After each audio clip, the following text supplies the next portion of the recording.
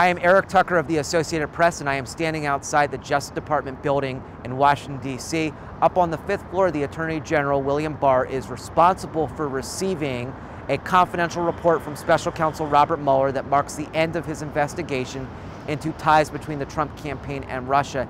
He then is responsible for advising individual members of Congress that he has received that report, and he has pledged to make public as much as he can under the law of Mueller's findings. Raise your right hand, please. Do you affirm that the testimony you're about to give to this committee will be the truth, the whole truth, and nothing but the truth, so help you God? I do. There are just a couple things that the Attorney General has to provide to Congress. One is notification that Mueller's investigation has concluded. He also has to advise them of something else that's really specific and interesting, and that is any moment in which an investigative step or action that was proposed by the special counsel was rejected or turned down by the Justice Department. So that's something he's actually required under the regulations to provide.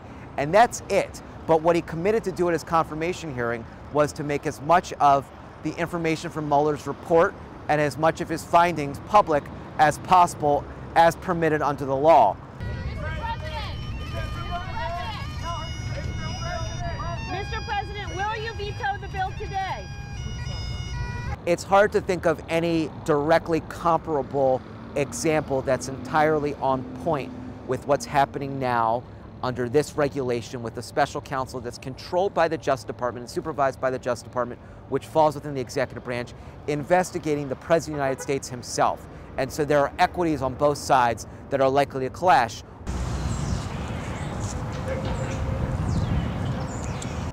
It is not clear that the underlying Mueller report from page to page will ever be seen by the public, because what the Attorney General is committed to doing is taking that report and basically editing it to sanction out or delete from public view any sort of classified information that he thinks is not ready to be seen by the public.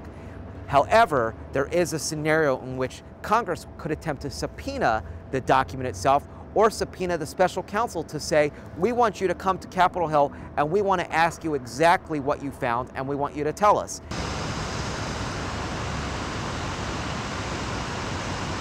One thing that the Attorney General said at his confirmation hearing, he was asked specifically about this idea of, will you let the President's attorney, Rudy Giuliani, receive and edit any report that is transmitted before it's publicly released? And he said unequivocally no.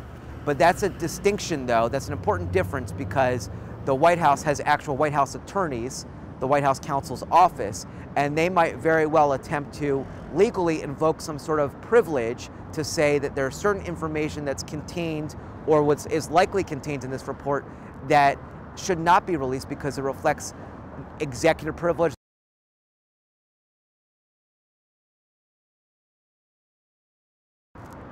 The Special Counsel Robert Mueller's investigation is ending. For many in Washington who cover it closely, like myself, in many ways the work continues just as it did before, because there's going to be ongoing clashes on Capitol Hill as to how much information can be released and what to do with that information. There are going to be continuing stories about the substance of the special counsel's nearly 2-year-long investigation, what he found, what he didn't find, and what impact that has on the Trump administration and the remainder of the Trump presidency.